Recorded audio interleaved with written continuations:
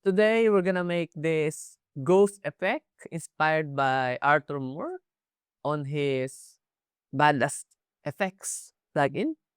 So let's check it.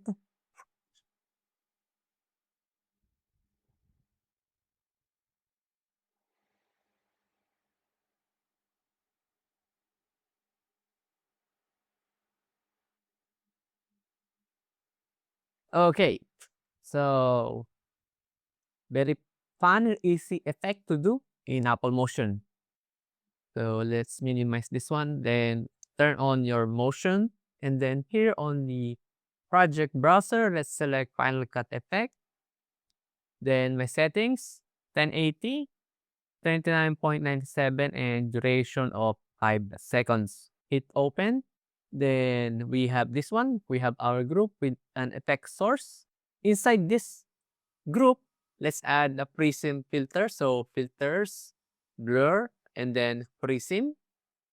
Then let's now clone this one once. Then here on the clone layer or here on the clone layer group, go to filters, time, and then scrub.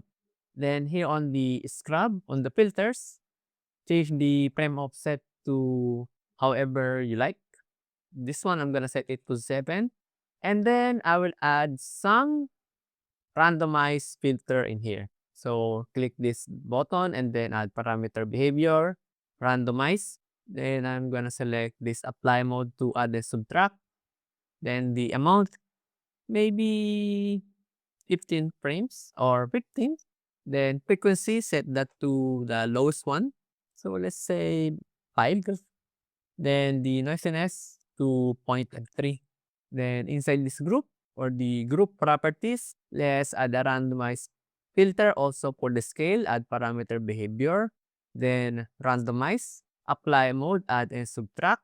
So same with the other randomized earlier, let's change the frequency and noisiness to the lowest level because if we have this default as settings, it is too much. So let's set this one to 3 or however you like. The noisiness point at 3 also.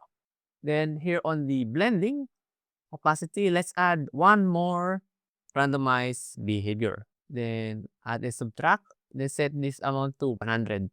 Then for the frequency and noisiness, same as before. Then here on the blending mode, let's set that to soft light. Okay. Then next thing, let's just save it. So file, save.